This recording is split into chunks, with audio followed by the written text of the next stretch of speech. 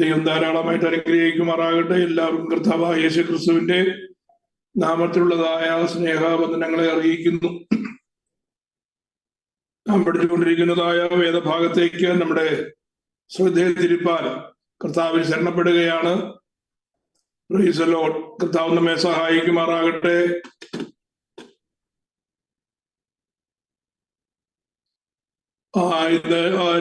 ഈ രാത്രിയിൽ കർത്താവിന്റെ തിരുവചനത്തിന്റെ മുമ്പിൽ നമ്മളായിരിക്കുമ്പോൾ വളരെ ശ്രദ്ധയോടെ നമുക്ക് ആയിരിക്കാൻ കഴിഞ്ഞ ദിവസങ്ങളിൽ നാം പഠിച്ചതായ വേദഭാഗത്തേക്ക് വേദഭാഗം നിങ്ങളുടെ ചിന്തയിൽ ഉണ്ട് എന്ന് ഞാൻ കരുതുകയാണ്. സമാഗമന കൂടാരത്തിന്റെ നിർമ്മിതിയും അതിന്റെ ഉപകരണങ്ങളും അത് ഇന്നത്തെ നമ്മുടെ ആരാധനയോടുള്ളതായ ബന്ധത്തിൽ അത് എങ്ങനെയാണ് നാം അതിനോട് ബന്ധപ്പെട്ടിരിക്കുന്നത് എന്നും പഠിച്ചുകൊണ്ടിരിക്കുകയാണല്ലോ. സമാഗമന കൂടാരത്തിനകത്തുള്ളതായ ഉപകരണങ്ങളെ കുറിച്ചാണ് നാം പഠിച്ചുകൊണ്ടിരുന്നത്. സമാഗമന കൂടാരത്തിന്റെ അതിപരിശുദ്ധ സ്ഥലത്ത് the arc of covenant and the Mercy seat, രണ്ട് ഉപകരണങ്ങളാണ്. ഒന്ന് ദൈവത്തിന്റെ നിയമപ്പെട്ടകവും ആ നിയമപ്പെട്ടകത്തെ മൂടിക്കൊണ്ട് ഉള്ളതായ കൃപാസനവുമാണ് അതിപരിശുദ്ധ സ്ഥലത്തെ ഉപകരണങ്ങളായി നാം പഠിച്ചത്. വിശുദ്ധ സ്ഥലത്തേക്ക് വരുമ്പോ അവിടെ 3 ഉപകരണങ്ങളെ നമുക്ക് കാണുവാനായിട്ട് കഴിയും. അതിൽ ഒന്നാമത്തെ ഉപകരണം കാഴ്ചയപ്പത്തിന്റെ മേശയെ കുറിച്ച് നാം പഠിച്ചു കഴിഞ്ഞു. അത് തിരുനിവാസത്തിലേക്ക് കയറുമ്പോൾ വലതുവശത്തായിട്ടാണ് ആ കാഴ്ചയപ്പത്തിന്റെ മേശയിരിക്കുന്നത്. കാഴ്ചയപ്പത്തിന്റെ നിർമ്മിതി എങ്ങനെയാണെന്നും സൈസ് എന്താണെന്നും അതിന്റെ ഉപയോഗം എന്താണെന്നും ഒക്കെ നമ്മൾ വിശദമായി ചിന്തിച്ചതാണ്. അതും പുതിയ നിയമ സഭയുള്ളതായ ബന്ധത്തിൽ, നമ്മുടെ ആരാധനയുള്ളതായ ബന്ധത്തിൽ അതേപ്രകാരം അത് അന്വർത്ഥമായിരിക്കുന്നു എന്നുള്ള കാര്യവും നാം ചിന്തിച്ചു. നാലാമത്തെ ഉപകരണമായിട്ട് നാം ചിന്തിച്ചുകൊണ്ടിരുന്നത് മിനോര അല്ലെങ്കിൽ തങ്കവിളക്ക് അല്ലെങ്കിൽ നിലവിളക്ക് എന്നൊക്കെ അറിയപ്പെടുന്ന ഉപകരണത്തെ കുറിച്ചാണ്. അതിന്റെ ഫിഗർ നിങ്ങൾക്ക് വളരെ പരിചിതമായി എന്ന് ഞാൻ കരുതുകയാണ്. 7 കവരങ്ങൾ അതിന് ഉള്ളത് കൊണ്ട് അതിന് മറ്റൊരു പേരുണ്ട്, കവരവിളക്ക് എന്ന് അതറിയപ്പെടുന്നു. ഇതിനകത്ത് ഒഴിക്കേണ്ടതായ എണ്ണ, ഇതിന്റെ തിരുനാളങ്ങൾ ഒക്കെ സിംബോളിക്കലായും അതുപോലെ മെറ്റഫോറിക്കലായും അത് വളരെ അർത്ഥം ജ്വലിപ്പിക്കുന്ന കാര്യമാണ്. വളരെ ആഴത്തിൽ പഠിക്കേണ്ടതായ കാര്യം കൂടിയാണ്. വെറുതെ നമ്മൾ ഫിഗർ കണ്ട് വിവരണം കേട്ട് കടന്നു പോകുകയല്ല. എന്തുകൊണ്ടാണ് യഹോവയായ ദൈവം താൻ ഇറങ്ങി വരേണ്ടതായ സമാഗമന കൂടാരത്തിൽ ഇങ്ങനെ ഒരു ഉപകരണം ഉണ്ടാക്കണം എന്ന് പറഞ്ഞതിന്റെ പിന്നിൽ ദൈവത്തിന്റെ ഉദ്ദേശവും നമുക്ക് മനസ്സിലാക്കേണ്ടിയിരിക്കുന്നു. അങ്ങനെയെങ്കിൽ നമുക്ക് അത് അല്പം ആഴത്തിലിറങ്ങി ചിന്തിക്കുന്നത് നല്ലതായിരിക്കും. ഒന്നാമത് ഇനി ഞാൻ നിലവിളക്കിനെ കുറിച്ച് പറയുവാൻ ആഗ്രഹിക്കുന്ന വിഷയം, ഈ നിലവിളക്ക് നമ്മെ ഓർപ്പിക്കുന്നതായ ചില കാര്യങ്ങളുണ്ട്. The menorah reminding us some important factors. എന്താണ് ഈ മിനോര അല്ലെങ്കിൽ ഈ തങ്കവിളക്ക് അല്ലെങ്കിൽ നിലവിളക്ക് അല്ലെങ്കിൽ കവരവിളക്ക് എന്നറിയപ്പെടുന്നതായ ഈ ഉപകരണം എന്താണ് നമ്മളെ ഓർപ്പിക്കുന്നത്? ഞാൻ പറഞ്ഞു, ആലയത്തിനകത്ത് പ്രകാശം നൽകേണ്ടതിന് മറ്റൊരു പ്രകാശ സ്രോതസ്സില്ല. സൂര്യപ്രകാശം കടന്നു വരാനുള്ളതായ വിൻഡോസോ അല്ലെങ്കിൽ അതിനകത്ത് മറ്റു പ്രകാശം കൊടുക്കുവാനുള്ളതായ ഏതെങ്കിലും തരത്തിലുള്ളതായ ലൈറ്റോ എവിടില്ല? ഈ സമാഗമന കൂടാരത്തിലില്ല. സമാഗമന കൂടാരത്തിന്റെ ആ പ്രത്യേകിച്ച് അതിപരിശുദ്ധ സ്ഥലവും വിശുദ്ധ സ്ഥലവും ചേരുന്നതായ ആ തിരുനിവാസം, ദൈവത്തിന്റെ കൂടാരം, അതിന് കയറി ചെല്ലുന്നതായ വാതിലൊഴികെ മറ്റൊരു വെന്റിലേഷനും അതിലില്ല. പലകകൾ കൊണ്ട് മറച്ച് അതിന്റെ മുകളിൽ മൂടുവിരിയിട്ട് മുകൾ ഭാഗവും സൈഡും വളരെ കൃത്യമായി മറച്ചിരിക്കുകയാണ്. ഇതിനകത്തു നിന്നുള്ളതായ കാറ്റോ അല്ലെങ്കിൽ പൊടിപടലങ്ങളോ അകത്തേക്ക് പുറത്തു നിന്നുള്ളതായ കാറ്റ് കിടക്കുകയില്ല. പുറത്തു നിന്നുള്ളതായ പൊടിപടലങ്ങൾ കിടക്കാതെ വണ്ണം വളരെ ബന്ധവസാണ്. അപ്പോ വെളിയിൽ നിന്നുള്ളതായ പ്രകാശം അതിനകത്തേക്ക് കിടക്കില്ല. നിലവിളക്കല്ലാതെ കത്തിക്കുന്നതിന് മറ്റൊരു പ്രകാശ സ്രോതസ് അവിടെ ഇല്ല.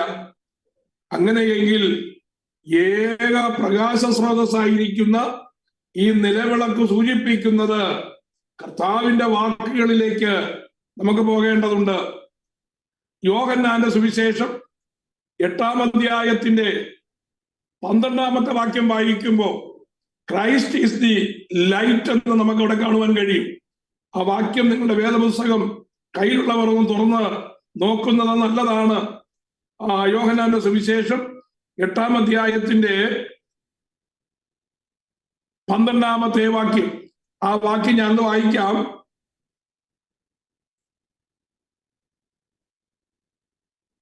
യേശു പിന്നെയും അവരോട് സംസാരിച്ചു, ഞാൻ ലോകത്തിന്റെ വെളിച്ചമാകുന്നു. എന്നെ അനുഗമിക്കുന്നവൻ ഇരുളിൽ നടക്കാതെ ജീവന്റെ വെളിച്ചമുള്ളവനാകും. Then spake Jesus again unto them, saying, I am the light of the world. He that follow me shall not walk in darkness, but shall have the light of life. അപ്പോ കർത്താവ് പറഞ്ഞ ആ സന്ദർഭം നമുക്കറിയാം. ജന്മന അന്ധനായിരുന്നതായ മനുഷ്യനെ സൗഖ്യമാക്കുന്നതിന് തൊട്ടു മുമ്പ് 5 അപ്പവും 2 മീനും കൊണ്ട് ആൾക്കാരെ പോഷിപ്പിച്ചതിന് ശേഷം കർത്താവ് പറയുന്നതായ ഒരു കാര്യമാണ്, ഞാൻ ജീവന്റെ അപ്പമാണ് എന്ന് പറയുന്നത് അതേ അധ്യായത്തിൽ കർത്താവ് പറയുന്ന കാര്യമാണ്, ഞാൻ ആരാണ്? ഞാൻ ജീവന്റെ വെളിച്ചമാണ്. എന്നിൽ നടക്കുന്നവൻ ഒരിക്കലും ഇരുളിൽ നടക്കാതെ ജീവന്റെ വെളിച്ചമുള്ളവനാകും. ഇവിടെ ഇരുളെന്ന് പറയുന്നതും വെളിച്ചമെന്ന് പറയുന്നതും അക്ഷരീകമല്ല എന്ന് മനസ്സിലാക്കണം. നമുക്കറിയാമല്ലോ, വേദപുസ്തകം പഠിക്കുന്നതായ ഒരാളിന് 3 ഭാഷകൾ അറിഞ്ഞേ പറ്റുകയുള്ളൂ. എന്തൊക്കെയാണ് 3 ഭാഷകൾ? ഇംഗ്ലീഷും മലയാളവും ഹിന്ദി അല്ല, അല്ലെങ്കിൽ എബ്രായ ഭാഷയും ഗ്രീക്കും മറ്റേതെങ്കിലും ഭാഷയല്ല.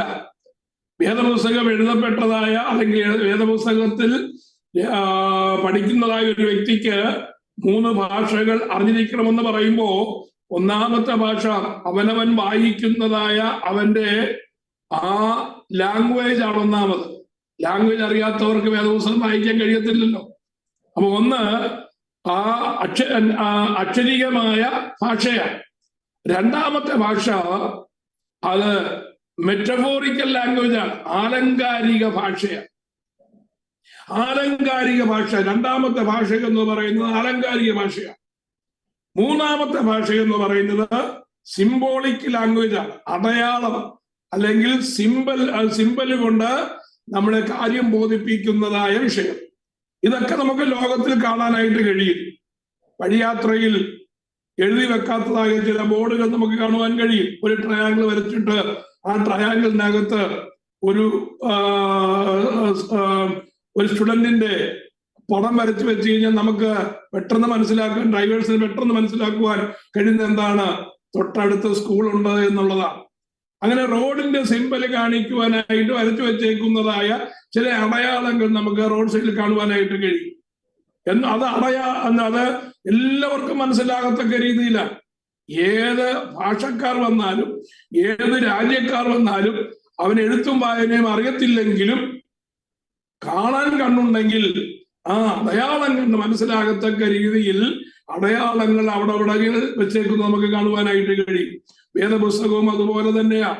വേദപുസ്തകത്തിനകത്തെ ഒരു ലാംഗ്വേജ് എന്ന് പറയുന്നത് അടയാള ഭാഷയാണ്. അപ്പൊ ഒരു ഭാഗം വായിക്കുമ്പോൾ ആ ഭാഗം അക്ഷരികമാണോ, അല്ലെങ്കിൽ അത് ആലങ്കാരികമാണോ, അല്ലെങ്കിൽ അത് അടയാള ഭാഷയാണോ, സിംബോളിക് ലാംഗ്വേജ് ആണോ എന്ന് തിരിച്ചറിയണം. എല്ലാം അക്ഷരികമായ അർത്ഥത്തിൽ എടുക്കേണ്ടതല്ല, എല്ലാം അടയാള ഭാഷയായിട്ട് കൺസിഡർ ചെയ്യേണ്ടതല്ല, എല്ലാം ആലങ്കാരികമായിട്ടും കൺസിഡർ ചെയ്യേണ്ടതല്ല. വേദപുസ്തകം വായിക്കുന്നതായ ഒരാളിന് ഏത് ആ പെർട്ടിക്കുലർ ഭാഗം അത് ഏത് രീതിയിലാണ് എഴുതപ്പെട്ടിരിക്കുന്നത് എന്ന് ഗ്രഹിക്കാൻ എന്ത് വേണം? ജ്ഞാനമുണ്ടായിരിക്കണം. അങ്ങനെ ഗ്രഹിക്കണം. അങ്ങനെ ഗ്രഹിച്ചു വായിക്കുമ്പോഴാണ് വേദപുസ്തകത്തിന്റെ ആഴങ്ങളിലേക്ക് നമുക്ക് ഇറങ്ങുവാനായിട്ട് കഴിയുന്നത്. കർത്താവ് പറയുകയാണ്, ഞാൻ ലോകത്തിന്റെ വെളിച്ചമാണ്. I am the light of this world.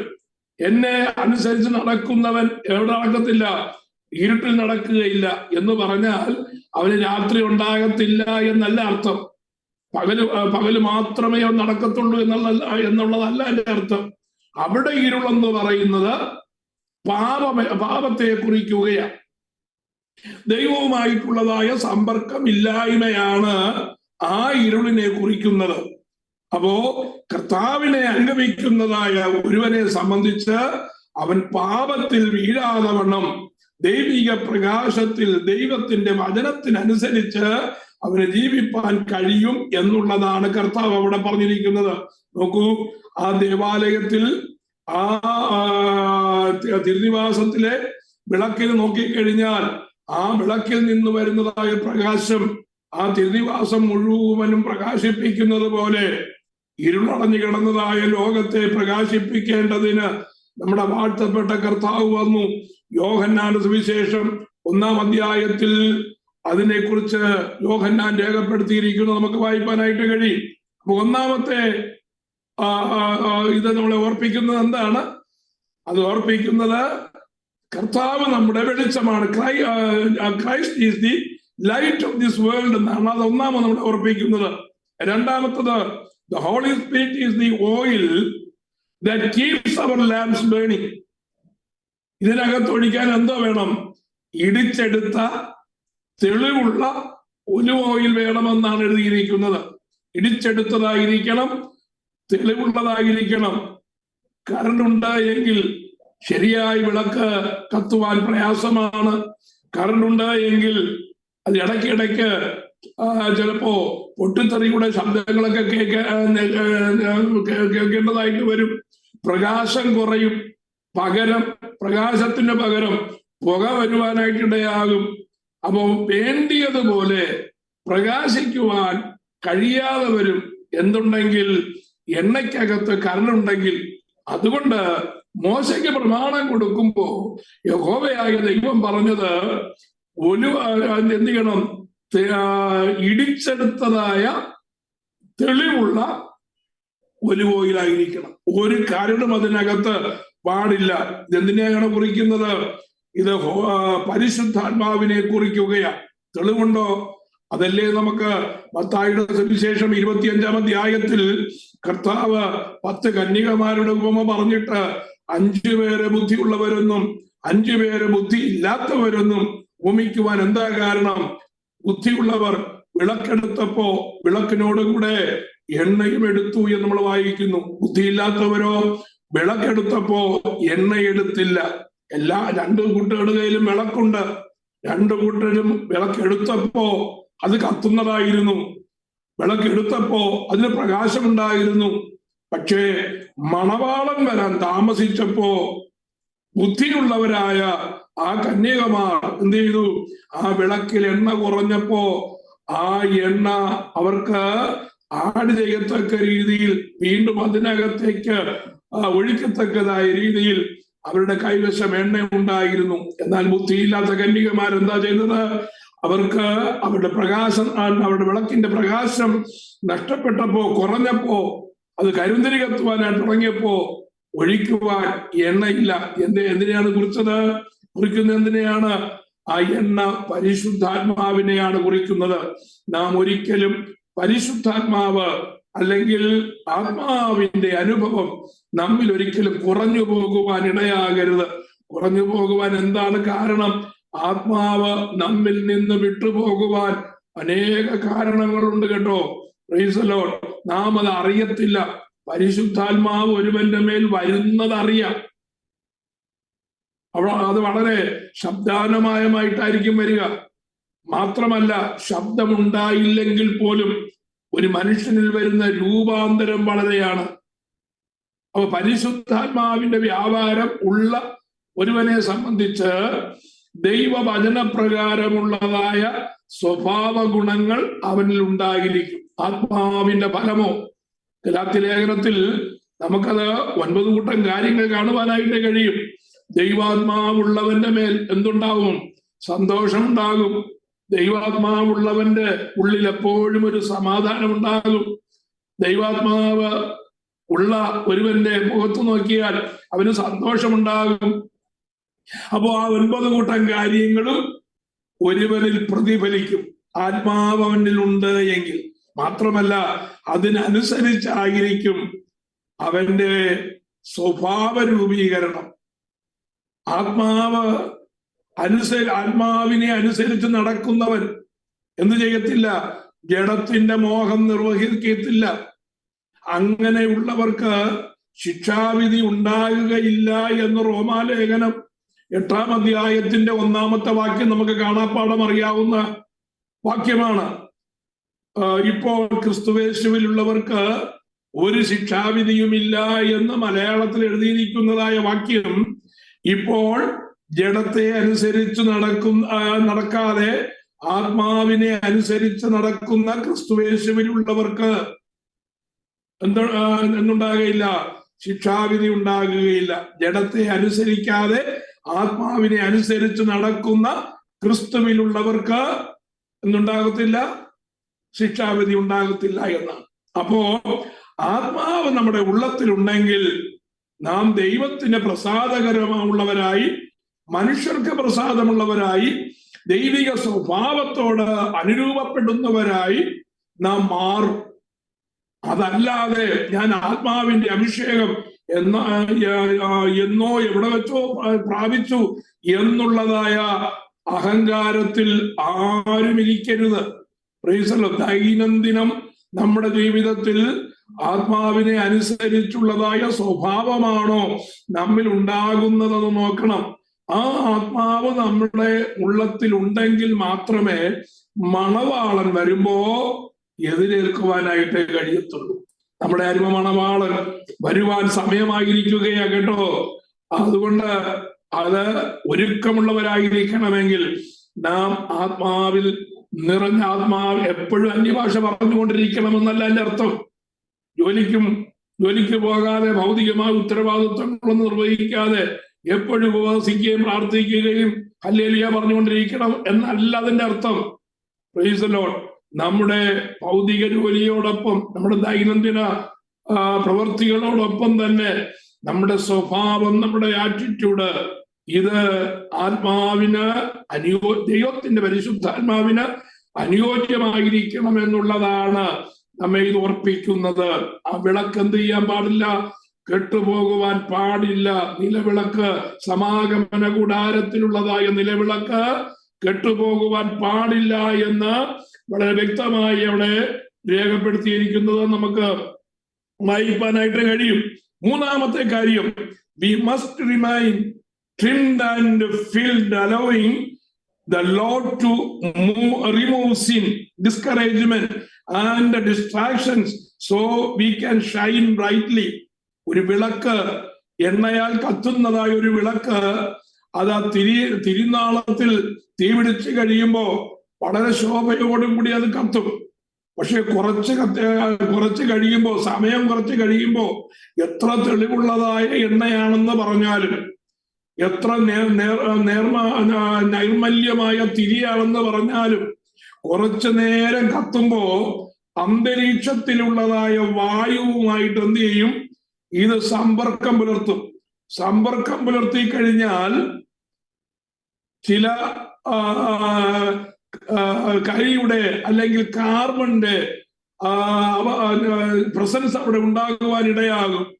കുറെ നേരം കത്തിക്കഴിയുമ്പോ അന്തരീക്ഷത്തിലെ കാർബണും ഈ കത്തുന്നതായ തിരിയുമായി അല്ലെങ്കിൽ ആ ജ്വാലയുമായി ചേർന്ന് ഉണ്ടാകുന്നതായ സമ്പർക്കം മൂലം തിരിയുടെ അറ്റത്ത് എന്ത് സംഭവിക്കും? നേർമയുള്ളതായ കരിക്കട്ടകൾ പിടിക്കുവാനായിട്ടിടയാകും. അതെന്ത് സംഭവിക്കും? കുറച്ച് കഴിയുമ്പോ എത്ര ശോഭയോടുകൂടി അത് കത്തിക്കൊണ്ടിരുന്നാലും കുറച്ച് കഴിയുമ്പോ അതിന്റെ ശോഭയ്ക്ക് മങ്ങലേൽക്കും. തിരിയുടെ ഇന്റൻസിറ്റിക്ക് കുറവ് സംഭവിക്കും. കുറെ നേരം കത്തിക്കഴിയുമ്പോ അതിനകത്ത് പിടിക്കുന്നതായ ഈ കാർബണിന്റെ അനുഭവം അത് ശുശ്രൂഷിക്കുന്ന അല്ലെങ്കിൽ അവിടെ ജോലി ചെയ്യുന്നതായ വ്യക്തികൾ എന്ത് ചെയ്യും? ആ തിരിയിൽ കാർബൺ പിടിച്ചു അല്ലെങ്കിൽ കരി പിടിച്ചു എന്ന് കാണുമ്പോ ആ തിരിയെടുത്ത് അതിന്റെ അറ്റം എന്ത് ചെയ്യും? ചെറുതായിട്ടൊന്ന് ട്രിം ചെയ്യും, ചെറുതായിട്ടൊന്ന് മുറിക്കും. കത്രിക എടുത്ത് അത് മുറിക്കുവാനുള്ളതായ കത്രികയും ആ കരി എടുക്കുവാനുള്ളതായ കിണ്ണങ്ങളും ഒക്കെ ഉണ്ടാക്കണമെന്ന് മോശയ്ക്ക് യഹോവയായ ദൈവം പ്രമാണം കൊടുത്തിട്ടുണ്ട് കേട്ടോ. എവിടുന്നെങ്കിലുമൊക്കെ എന്തെങ്കിലുമൊക്കെ കൊണ്ട് തട്ടിക്കളഞ്ഞാൽ പറ്റത്തില്ല. ക്രമപ്രകാരം എടുത്തിരിക്കുന്നതായ നിയമപ്രകാരം ഉണ്ടാക്കിയിരിക്കുന്നതായ കത്രികകൾ ഉപയോഗിച്ച് അത് വെട്ടി ശുദ്ധിയാക്കണം. അത് നോർമലൈസ് ചെയ്യണം. അത് വല്ലപ്പോഴും ഒരിക്കൽ ചെയ്താൽ പോരാ. എന്ത് ചെയ്യണം?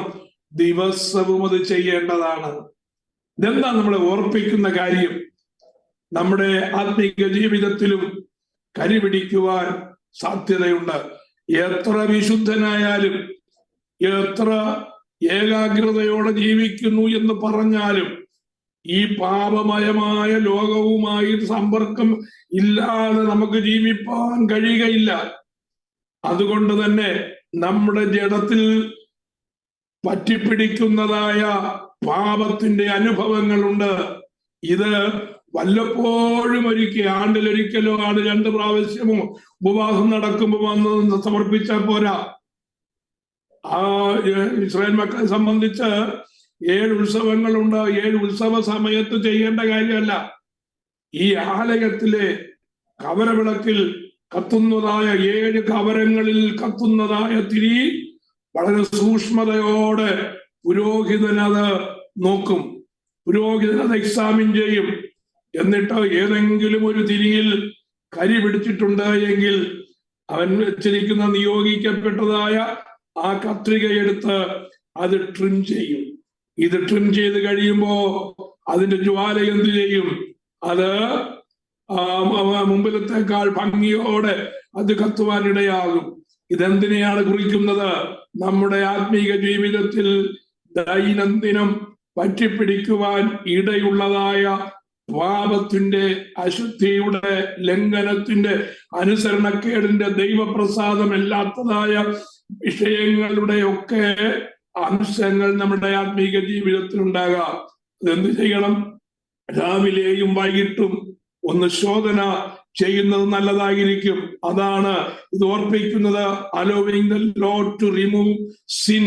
ഡിസ്കറേജ്മെന്റ്, ചിലപ്പോൾ നമുക്ക് ഡിസ്കറേജ്മെന്റ് ഉണ്ടാകാം, ഡിസ്ട്രാക്ഷൻസ് ഉണ്ടാകാം, ദൈവസന്നിധിയിൽ നിന്ന് മാറിപ്പോകുന്ന അനുഭവങ്ങൾ ഉണ്ടാകാം, നിരാശകൾ ഉണ്ടാകാം, അവിശ്വാസം ഒരുപക്ഷെ ഉണ്ടാകാം, പിറുപിറുപ്പ് വരാം. ഇതൊക്കെ സംഭവിക്കാൻ സാധ്യതയുള്ളതാണ്. സംഭവിക്കുകയില്ല എന്നൊരിക്കലും ആർക്കും പറയുവാൻ കഴിയുകയില്ല. അതുകൊണ്ട് നാം ദൈനംദിനം ഇതിനെ എന്ത് ചെയ്യണം? ഇതിനെ നമ്മൾ ട്രിം ചെയ്യണം. ദൈവത്തിന്റെ ശോധനയ്ക്ക് നാം വിധേയരാകണം. ദൈവവചനത്താൽ നമ്മെ തന്നെ ശോധന ചെയ്താൽ ദൈവത്തിന്റെ ശോധനയിൽ നിന്ന് ഒഴിഞ്ഞിരിക്കാം. നാം നമ്മെ തന്നെ വിധിച്ച് നമ്മെ തന്നെ ശിക്ഷിച്ച് മുന്നോട്ട് പോയാൽ ദൈവിക ശിക്ഷയിൽ നിന്ന് നമുക്ക് ഒഴിഞ്ഞിരിക്കാം. അത് അങ്ങനെ ചെയ്യുന്നവരായിരിക്കാനാണ് ദൈവം നമ്മളെ കുറിച്ച് ആഗ്രഹിക്കുന്നത്. അപ്പൊ 3 കാര്യം ഞാൻ പറഞ്ഞു. 4ാമത്തെ കാര്യം, we are called to shine continually, spreading the light of Christ in a dark world. ഇരുളടഞ്ഞതായ ഈ ലോകത്തിൽ നാം തുടർമാനമായി പ്രകാശിക്കേണ്ടതിനു വേണ്ടി ഉള്ളവരാണ്. ഈ നിലവിളക്ക് എന്ത് ചെയ്യണം? ഈ 7 തിരി ഉണ്ട് കേട്ടോ. ഈ 7 തിരിയും ഒരുപോലെ കത്തണം. അത് 1 മണിക്കൂർ കത്തിയാൽ മതിയോ? നമ്മുടെ വീട്ടിലേക്ക് വിളക്ക് കത്തിച്ച് വെച്ചാ ആവശ്യം കഴിയുമ്പോൾ എന്ത് ചെയ്യാം? ഞങ്ങൾ അടച്ചു വെക്കാം. 1 മണിക്കൂറോ 2 മണിക്കൂറോ കത്തിച്ചിട്ട് നാം ഉറങ്ങാൻ പോകുമ്പോൾ എന്ത് ചെയ്യാം? അത് അടച്ചു വെക്കാം. പിന്നെ നമുക്ക് ആവശ്യമുള്ളപ്പോൾ കത്തിച്ചാൽ മതി. ആലയത്തിലെ വിളക്ക് അങ്ങനെയല്ല. അത് അണയാതെ കത്തിക്കൊണ്ടിരിക്കണം. അതൊരിക്കലും അണയാൻ പാടില്ല. അതെന്തിനെയാണ് കുറിക്കുന്നത്? കർത്താവ് പറഞ്ഞു, നിങ്ങൾ ലോകത്തിന്റെ വെളിച്ചമാണ്. വല്ലപ്പോഴും ഒരിക്കലും ഒന്ന് കത്തിയാൽ മതി, വല്ലപ്പോഴും ഒരിക്കലും ഒന്ന് പ്രകാശിച്ചാൽ മതി. കൺവെൻഷൻ വരുമ്പോ ഒന്ന് ചാടിത്തുള്ളി ഒന്ന് പ്രകാശം കൊടുത്താൽ മതി, അല്ലെങ്കിൽ ഉപവാസം വരുമ്പോ ഒന്ന് പ്രകാശിച്ചാൽ മതി, അല്ലെങ്കിൽ സഭായോഗത്തിന് വരുമ്പോ മാത്രം ഒന്ന് പ്രകാശിച്ചാൽ മതി എന്നല്ല കർത്താവ് പറഞ്ഞത്. കർത്താവ് പറഞ്ഞത്, നിങ്ങൾ ലോകത്തിന്റെ വെളിച്ചമാണ്. നാം പ്രകാശിക്കാതിരുന്നാൽ എന്ത് സംഭവിക്കും? ലോകം ഇരുളടഞ്ഞു പോകും. കൂടെയുള്ളവർ, നമ്മോട് കൂടെയുള്ളവർ, നാം ഉൾപ്പെടെ നമ്മോട് കൂടെയുള്ളവർ മുമ്പിൽ പതിയിരിക്കുന്ന അപനർത്ഥങ്ങളിൽ പെട്ടുപോകുവാൻ ഇടയാകും. പാമ്പ് നടക്കുന്നതായ വഴിയിൽ പതുങ്ങിക്കിടക്കുന്ന സ്വഭാവമുള്ളവനാണ് പാമ്പ്. അറിയാതെ ഈ പാമ്പിന്റെ പുറത്ത് ചവിട്ടുവാനിടയാകും. സാത്താൻ ചെയ്യുന്നതായ 4 കാര്യങ്ങളുണ്ട്. അവൻ വലവിരിക്കും, അവൻ കുഴി കുഴിക്കും, അവൻ കെണിവെക്കും, അവൻ ചതിയിൽപ്പെടുത്തും. Price the Lord. ഈ കുഴി കാണണമെങ്കിൽ, അവൻ വെച്ചിരിക്കുന്നതായ വലയിൽ പെടാതിരിക്കണമെങ്കിൽ, അവൻ വെച്ചിരിക്കുന്നതായ കെണി മനസ്സിലാക്കണമെങ്കിൽ പ്രകാശം കൂടിയേ കഴിയുകയുള്ളൂ. അത് 2 മണിക്കൂർ പ്രകാശിച്ചിട്ട് 1 മണിക്കൂർ ഞാന് വിളക്കടച്ചു വെക്കാമെന്ന് പറഞ്ഞാൽ ആ 1 മണിക്കൂർ സമയത്തേക്ക്, അല്ലെങ്കിൽ വിളക്കടച്ചു വെക്കുന്നതായ 5 മിനിറ്റ് സമയം കൊണ്ട് ഒരു കുഴിയിൽ അകപ്പെട്ടു പോകാം എന്ന് നമ്മൾ മനസ്സിലാക്കണം. അല്ലെങ്കിൽ 1 സെക്കൻഡ് മതി പതിയും കിടക്കുന്നതായ സർപ്പത്തിന്റെ പുറത്ത് കാല് വെക്കുവാൻ.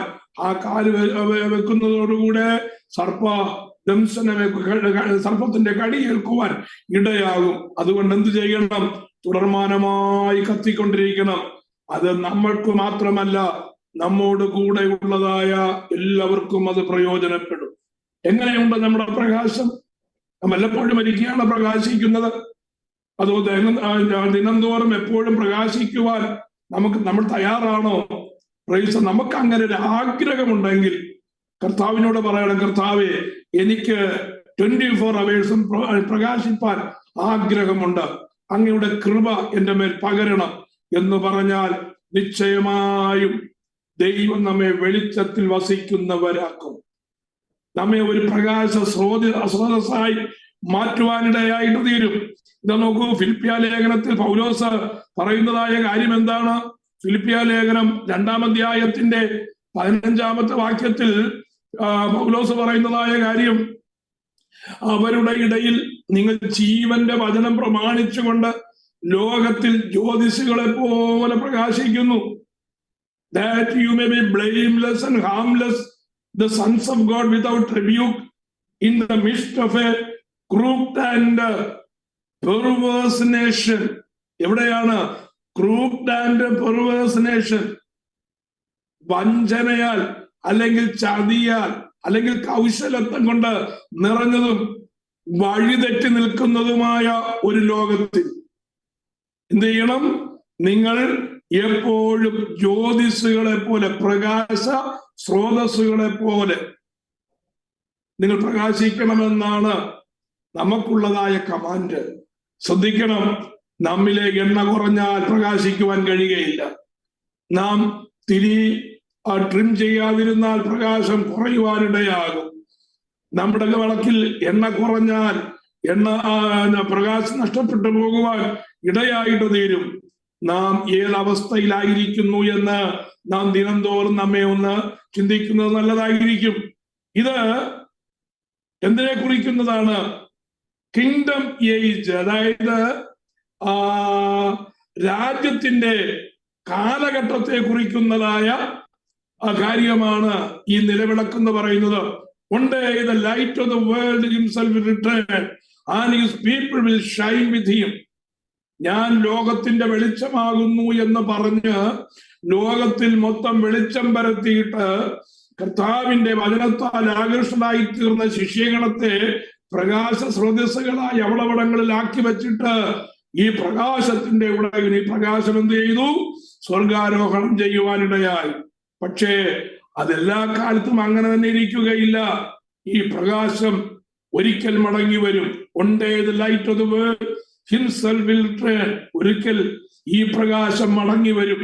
പ്രകാശം മടങ്ങി വരുമ്പോ നാം അവനോട് ചേർന്ന് പ്രകാശിക്കേണ്ടവരാണ്. നമ്മിൽ എണ്ണയില്ല എങ്കിൽ നമുക്ക് ചേർന്ന് പ്രകാശിക്കുവാൻ കഴിയുകയില്ല. നാം കരുന്തിരിയുള്ളവരാണെങ്കിൽ ചേർന്ന് പ്രകാശിപ്പാൻ കഴിയുകയില്ല. ഇന്ന് രാത്രിയിൽ നമുക്ക് നമ്മെ തന്നെ ഒന്ന് ശോധന ചെയ്യാം. ഈ ബൈബിൾ ക്ലാസിന്റെ മുമ്പിൽ കർത്താവെ, അങ്ങ് എന്റെ മേൽ പകർന്നിരിക്കുന്ന ആ എണ്ണയുടെ അനുഭവം കുറഞ്ഞു പോകാതെ സൂക്ഷിക്കാൻ, ആത്മസ്വഭാവമുള്ളവരായിരിക്കാൻ എന്നെ സഹായിക്കണമേ എന്ന് നമുക്ക് നിശ്ചയമായും പ്രാർത്ഥിക്കാം. Price the Lord. ആ കിങ്ഡം ഏജിന്റെ അവസാനം എന്താണ്? Book of revelation chapter 21 versus 23 നോക്കിക്കേ. അവിടെ നമുക്കത് കാണുവാനായിട്ട് കഴിയും. വെളിപ്പാട് പുസ്തകത്തിലേക്ക് കടന്നു വരുമ്പോ വെളിപ്പാട് പുസ്തകം 21 അധ്യായം 23 വാക്യം അതിപ്രകാരമാണ്: നഗരത്തിൽ പ്രകാശിപ്പാൻ സൂര്യനും ചന്ദ്രനും ആവശ്യമില്ല. ദൈവ തേജസ് അതിനെ പ്രകാശിപ്പിച്ചു. കുഞ്ഞാട് അതിന്റെ വിളക്കായിരിക്കും. ഏതിന്റെ കാര്യമാണ് പറഞ്ഞത്? പ്രകാശം സ്രോതസ്സായിരിക്കുന്നതായ, അല്ലെങ്കിൽ ആ പുതിയ യെരുശലേം, സ്വർഗത്തിൽ നിന്ന് ഇറങ്ങി വരുന്നതായ ആ പുതിയ യെരുശലേമിനെ കുറിച്ചുള്ളതായ ആ വിവരണമാണ് നമുക്കിവിടെ കാണുവാൻ കഴിയുന്നത്. ആ ഇറങ്ങി വരുന്നതായ ആ പുതിയ യെരുശലേമിൽ അതിനെ പ്രകാശിപ്പിക്കുവാൻ എന്തിന്റെ ആവശ്യമില്ല? സൂര്യന്റെ ആവശ്യമില്ല, ചന്ദ്രന്റെ ആവശ്യമില്ല, നക്ഷത്രങ്ങളുടെ ആവശ്യമില്ല, മറ്റൊരു പ്രകാശ സ്രോതസ്സിന്റെയും ആവശ്യമില്ല. അവിടെ ഒരു സോളാർ സിസ്റ്റത്തിന്റെ, അല്ലെങ്കിൽ അവിടെ ഒരു സോളാർ പാനലിന്റെ ആവശ്യമില്ല. കൃത്രിമമായ വിളക്കൊന്നും അത് പ്രകാശിപ്പിക്കേണ്ടതിന്റെ ആവശ്യം അവിടെ ഇല്ല. കാരണം എന്താ? അത് നഗരത്തിൽ പ്രകാശിക്കേണ്ടതിന് ദൈവ തേജസ് ഉണ്ട്. ദൈവ തേജസ് അതിനെ പ്രകാശിപ്പിക്കുന്നു. കുഞ്ഞാട് അതിന്റെ വിളക്കായിരിക്കും. അങ്ങനെയെങ്കിൽ ആ നഗരം അവകാശമാക്കുവാൻ പോകുന്നതായ നാം കർത്താവിനോട് ചേർന്ന് പ്രകാശിക്കുമെന്നാണ് നാം മുമ്പേ പറഞ്ഞത്. അങ്ങനെയെങ്കിൽ എന്താ ചെയ്യേണ്ടത്? നാം ശ്രദ്ധിക്കുക, നമ്മുടെ വിളക്കിൽ എണ്ണ കുറഞ്ഞു പോകരുത്. The menorah shows us that Christ is our light, the Holy Spirit is our oil, and we are called to burn continually, shining His light in a dark world until the kingdom of God fills the earth. ആ മിനോര, അല്ലെങ്കിൽ ആ നിലവിളക്ക്, അല്ലെങ്കിൽ തങ്കവിളക്ക് എന്തിനെയാണ് സൂചിപ്പിക്കുന്നത്? നമ്മിൽ പകർന്നിരിക്കുന്നതായ പരിശുദ്ധാത്മാവിന്റെ നിറവ് കൊണ്ട് നാം തുടർമാനമായി പ്രകാശിച്ചുകൊണ്ടിരിക്കുകയാണ്. ഈ പ്രകാശം കണ്ടിട്ട് വേണം പാപത്തിന്റെ ഇരുളിലായിരിക്കുന്നതായ ജനം എന്ത് ചെയ്യേണ്ടത്? കടന്നു വരേണ്ടത്. പറഞ്ഞ് മനസ്സിലായോ? പ്രകാശമുണ്ട് എന്ന് വിളിച്ചു പറയുന്നതിൽ കൂടെ അല്ല ഇരുട്ടിലിരിക്കുന്നവർ കടന്നു വരേണ്ടത്. ഒരുവൻ ഇരുട്ടിലിരുന്നു കൊണ്ട് അവിടെ പ്രകാശമുണ്ട് എന്ന് വിളിച്ചു പറഞ്ഞത് കൊണ്ട് ഒരു പ്രയോജനവുമില്ല. അതിനു പകരം ശക്തമായ ഒരു വിളക്ക് കത്തിച്ചു പിടിച്ചാൽ പറയേണ്ട ആവശ്യം തന്നെ ഇല്ല. ഇരുട്ടിൽ ആയിരിക്കുന്നവർ എന്ത് ചെയ്യും? ആ പ്രകാശത്തിന്റെ അടുക്കിലേക്ക് ആരും പറയാതെ കടന്നു വരും. ഞാൻ പറഞ്ഞതിന്റെ പൊരുൾ നിങ്ങൾക്ക് മനസ്സിലായോ? Price the Lord. ഇരുട്ടിന്റെ അനുഭവങ്ങൾ ജീവിതത്തിൽ വെച്ച് പുലർത്തിക്കൊണ്ട്, ഇരുട്ടിന്റെ പ്രവൃത്തികൾ ചെയ്തുകൊണ്ട്, ലോകരുടെ സ്വഭാവവും ലോകരുടെ പ്രവൃത്തിയും ചെയ്തുകൊണ്ട് എത്രത്തോളം സുവിശേഷം പറഞ്ഞാലും പാപത്തിന്റെ ഇരുട്ടിലായിരിക്കുന്നതായി ഒരു വ്യക്തി പോലും ഈ വെളിച്ചത്തിലേക്ക് കടക്കുവാൻ കഴിയത്തില്ല. പിന്നെന്താ വേണ്ടിയത്? വെളിച്ചത്തിന്റെ സ്വഭാവമുള്ളവരാകണം, വെളിച്ചത്തിന്റെ പ്രവൃത്തി ഉള്ളവരാകണം. നമ്മുടെ പ്രവൃത്തി ലോകരുടെ പ്രവൃത്തിയോട് ഒരിക്കലും അനുരൂപപ്പെടുവാൻ പാടില്ല. നോക്കൂ, നമ്മുടെ ചുറ്റുപാടുമെന്ന് നോക്കിയാൽ നമുക്കത് വളരെ വ്യക്തതയോടെ മനസ്സിലാക്കുവാൻ കഴിയുന്ന ഒരു കാര്യമാണ്. സുവിശേഷ പ്രവർത്തനങ്ങൾ ഒരു തോൽവിയിലേക്ക് വന്നുകൊണ്ടിരിക്കുന്ന, ഒരു പ്രയോജനവും ഇല്ലാത്തതായ അനുഭവത്തിലേക്ക് വന്നുകൊണ്ടിരിക്കുന്ന ഒരു കാലഘട്ടത്തിലാണ് നാം. പത്രോസ് 11 പേരോടുകൂടെ എഴുന്നേറ്റ് നിന്നു. എന്നിട്ട് പത്രോസ് ആദ്യത്തെ പ്രസംഗം പ്രസംഗിക്കുകയാണ്. അപ്പോസ്തല പ്രവൃത്തികളുടെ പുസ്തകം 2-ാം അധ്യായത്തിൽ. ആ പ്രസംഗം അവസാനിച്ചു കഴിഞ്ഞപ്പോ അന്ന് 3000 പേർ രക്ഷിക്കപ്പെട്ടു. എന്താ രക്ഷിക്കപ്പെടാൻ കാരണം? പത്രോസിന്റെ പ്രസംഗത്തിന്റെ ചാരുതയല്ല കേട്ടോ, പത്രോസിന്റെ പ്രസംഗത്തിന്റെ ഗാംഭീര്യമല്ല, പിന്നെയോ അവർ കർത്താവിനോട് കൂടെ ആയിരുന്നു എന്ന് മനസ്സിലാക്കിയത് കൊണ്ടും അവരിൽ കർത്താവിന്റെ സ്വഭാവം മറ്റുള്ളവർ ദർശിച്ചത് കൊണ്ടുമാണ് അത് കാണുവാൻ കാരണം. അതുകൊണ്ടാണ് പൗലോസ് പറഞ്ഞത്, പ്രൈസ് ദി ലോർഡ്, നിങ്ങൾ എന്റെ അനുകാരികളാകുവീൻ എന്ന് പറഞ്ഞാൽ ഞാൻ ചെയ്യുന്നത് പോലെ നിങ്ങൾ ചെയ്യുവീൻ, ഞാൻ പറയുന്നത് പോലെ നിങ്ങൾ പറയുവീൻ. Price the Lord. എന്റെ സ്വഭാവം കണ്ട് മനസ്സിലാക്കി എന്റെ അനുകാരികളായിരിപ്പീൻ എന്ന് പൗലോസിന് പറയുവാനിടയായിട്ട് തീർന്നത്. Paulos exactly as per the character of Jesus Christ ആയതുകൊണ്ടാണ്.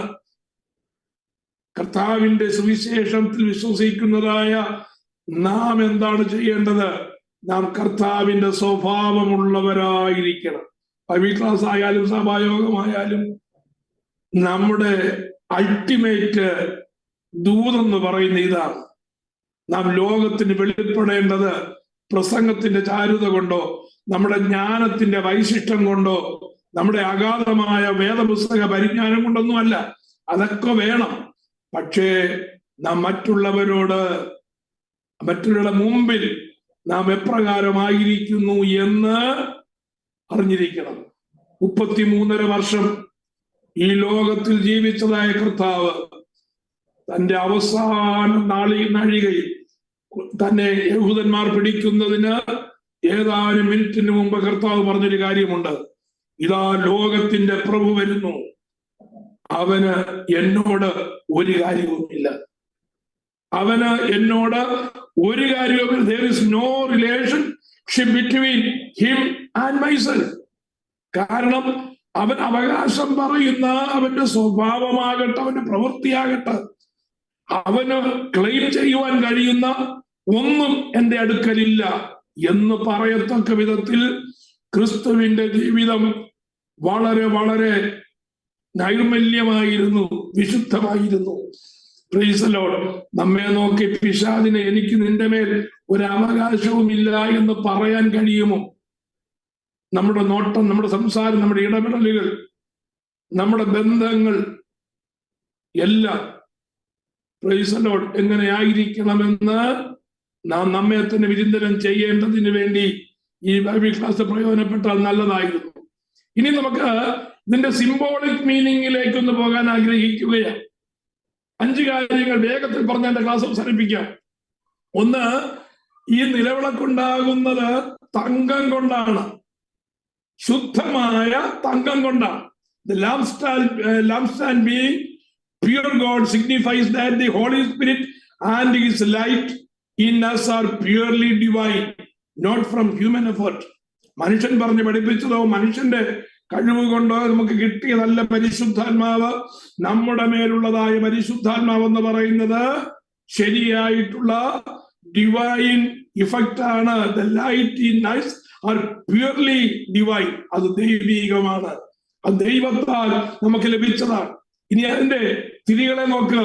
The wick worship, അത് ആരാധനയെ കുറിക്കുന്നതാണ്. The wick symbolizes our act of worship. Our surrendered life must burn continually for the Lord. തിരി എണ്ണ ഉപയോഗിച്ച് കത്തുമ്പോ ആ തിരി നാമാവശേഷമായിക്കൊണ്ടിരിക്കുകയാണ്. പിന്നെ തിരി കുറെ കഴിഞ്ഞു കഴിയുമ്പോ ആ തിരി അപ്രത്യക്ഷമാകുകയാണ്, തിരി തീർന്നു പോകുകയാണ്. Price the Lord. കർത്താവിന് വേണ്ടി എരിഞ്ഞടങ്ങുന്ന അനുഭവം, കർത്താവിന് വേണ്ടി ത്യാഗ മനോഭാവത്തോടെ കത്തുന്ന പ്രവർത്തിക്കുന്ന അനുഭവം, അതാണ് തിരി. Praise the Lord. 3, the oil, അത് ഹോളി സ്പിരിറ്റ് ആണ്. നേരത്തെ പറഞ്ഞു, the pure oil in the lamps represents the holy Spirit. സെക്കരിയാവിന്റെ പുസ്തകത്തിൽ നമുക്കത് കാണുവാനായിട്ട് കഴിയും. 4-ാം അധ്യായം 2 മുതൽ 6 വരെ സെക്കരിയാവിന്റെ ദർശനത്തിൽ കാണുന്നതായ ആ രണ്ട് ഒലിവ് മരങ്ങളും അതിൽ നിന്ന് വരുന്നതായ ഓയിലും അതെന്തിനെയാണ് കുറിക്കുന്നത്? അത് പരിശുദ്ധാത്മാവിന്റെ അനുഭവമാണ്. അത് ഓയിൽ എന്ന് പറയുന്നത് ഹോളി സ്പിരിറ്റ് ആണ്. 4-ാമത് the burning lamp, the witness. ആ വിളക്ക് കത്തിക്കൊണ്ടിരിക്കുകയാണ്. ഈ കത്തുന്നത് മണത്ത് നോക്കാനല്ല, അതുകൊണ്ട് മറ്റു പ്രയോജനമല്ല, പിന്നെയോ കാണുവാനുള്ളതാണ്. പ്രകാശം കാണുവാനാണ്. അത് സാക്ഷ്യമാണ്. കാണുന്നതല്ലേ സാക്ഷ്യം.